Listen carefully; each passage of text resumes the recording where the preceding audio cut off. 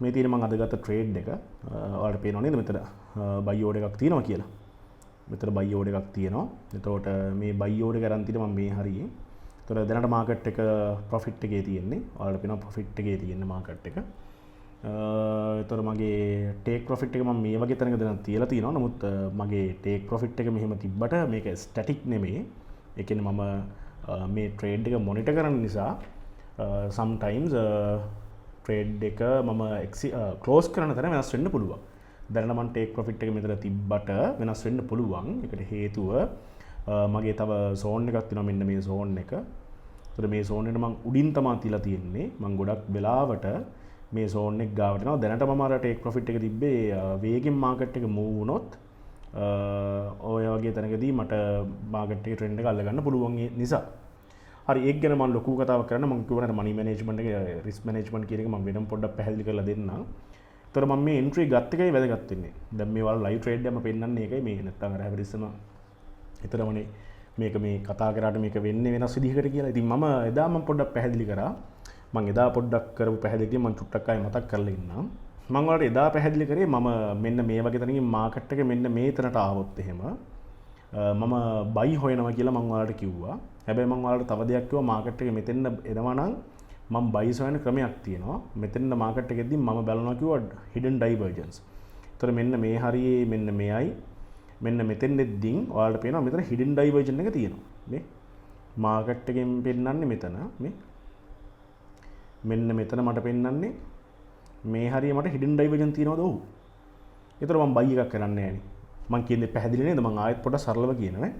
කියන්නේ මෙන්න මෙතනයි මෙන්න මේ හරියේයි මට මාකට් එක බයි කරන්න ඕන නම් මම කිව්වේ මට hidden divergence එකක් ඕනේ. ඒතර මම දන්නවා මේ RSI එකේ මෙතන මෙතනත් RSI එකේ මෙතන මේ පැත්ත මේ ඩිරෙක්ෂන් දෙකක් නේ. මට hidden divergence තියෙනවා මම බයි කරේ නැහැ. ඒකට හේතුව මම ඔයාලට පැහැදිලි කරා ඒ වීඩියෝ එකෙන් මේකත් ෆේක් අවුට් එකක් වෙන්න පුළුවන් නේ. ඉතින් අපි සාමාන්‍ය zone එක divergence තිබ්බ පමණින් අපි බලන්නේ අපිට confirmation එකක් ඕනේ. ඒතර මම අනිත් හැමතිස්සෙම buy sell කරපු හැමතරම ඔයාලා දන්නවා මම මෙතන buy කරා, මෙතන sell කරා, මෙතන sell කරා, මෙතන buy කරා. ඔය හැම තැනම මම confirmation එක තමයි ගියේ. ඔයාලා දන්නවා මම මෙතන sell නොකරෙත් confirmation නැති හින්දා. ඉතින් මෙතන buy නොකරන්නේත් hidden divergence තිබ්බ පමණින් මම buy කරන්නේ මට confirmation එකක් උනේ. confirmation එක ආවේ නැහැ. ඔයාලට මම මේක පොඩ්ඩක් zoom කරලා පෙන්නන්නම්. ඒතර මේ වැඩේ ගොඩක් හොඳට තේරෙනවා. හරිද? ඒතර මම කිව්වා මෙතන මම සරල කතාව මම ඒක අතව ඉවර කරලා ඉන්නම්කෝ. මෙතන hidden divergence වල confirmation එකක් තිබ්බොත් මම buy කරනවා මෙන්න මේ zone එකට.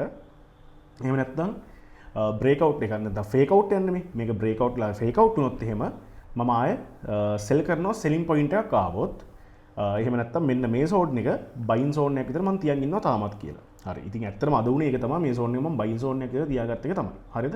හරි. අප පොඩ්ඩක් මේක පැහැදිලිව clearly තේරුම් ගන්න පියන් ඇතුළට. හරි.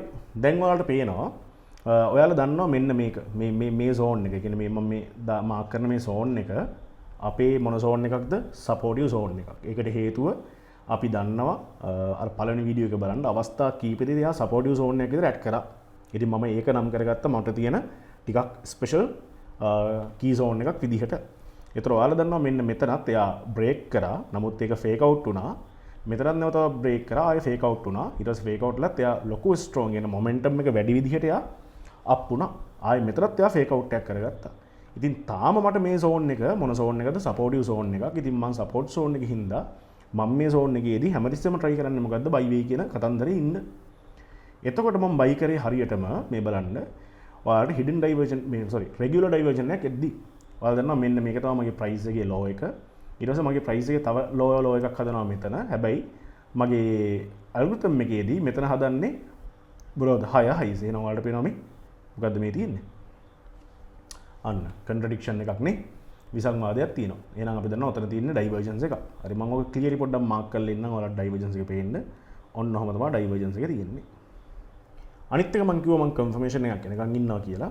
ඔයාලට පේන්න පටන් ගන්නවා මම අර කිව්වා හැමතිස්සෙම මෙන්න මේ මගේ algorithm එක red black green ඔහම තමයි මගේ අර හොයාගන්නේ. ඔයාලා දන්නවා මෙන්න මෙතන red වුණා.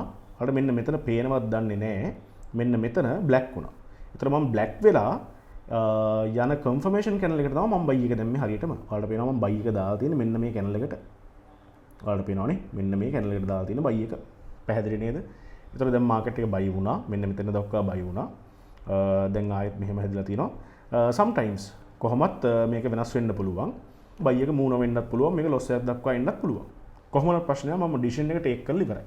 මට දෙන clues විදිහට මම decision එක take කරලා ඉවරයි. so මම expect කරන්නේ buy එකක්. ඒතර මේ buy එක මම ගොඩක් වෙලාවට expect කරනවා මෙන්න මේ වගේ zone එකට එයි කියලා යනවනම් මේ වගේ zone එකට යන්නත් පුළුවන්. කොහොමද මම මේ වගේ zone එකට ගියොත් එහෙම මම අනිවාර්යෙන් stop loss එක ඇදලා මේක break even කරගන්නවා.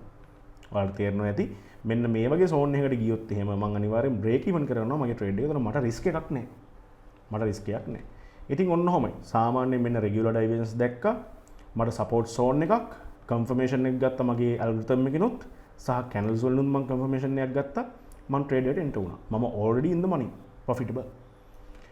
බලමු මේක ඉස්සරහට move වෙන විදිහට තමයි. යාට කොහොමත් space එක තියෙනවා මෙහෙට ඇවිල්ලා ආයෙ move වෙන්නත් පුළුවන්. කොහොමත් මම මේක monitor කරන හින්දා මොකද දැන් මේක කීප සැරයක්ම මෙයා fake out වුණා දෙපාරක්. sometimes මේක නැවත තව break out එකක් වෙන්න පුළුවන්. එහෙම වෙන්න chance එකක් තියෙනවා. ඉතින් chances හැමදෙස්සෙම හැම්පැත්තටම තියෙනවනේ. නමුත් මට මේ වෙලාවේ මෙයාගේ මට පේන්නේ මෙතන buy එකක් වෙයි කියලා. ඉතින් මට දැනට සමහර වෙලාවට මේක counter trend buy එකක් වෙන්නත් පුළුවන්. අර ඒකේ මම ගොඩාක් ලොකු TP එකක් expect කරන්නේ නැත්තේ. මම සාමාන්‍යයෙන් මේ trade එකේ හොඳටම expect කරනවා නම් මම මේ වගේ zone එකකින් මම මෙතනින් අයින් වෙලා යනවා. දැනට මම expect කරන්නේ මෙන්න මේ වගේ zone එකක්. ඒතර මම මේක break even කරනවා. ඒතර මෙහෙට ගියොත් මම වඩා හොඳයි. එහෙම නොගියත් මට loss එකක් නැතුව මම අයින් වෙන්න පුළුවන් මට. සහ තව ක්‍රම තියෙනවා. මම අර මේ විතර මම මේ පැහැදිලි කරන්නේ නැහැ. ඉතින් මට ඔයාලට තේරෙන්නේ නැති මම කොහොමද මේ trade එකට live enter උනේ කියලා. හරිද?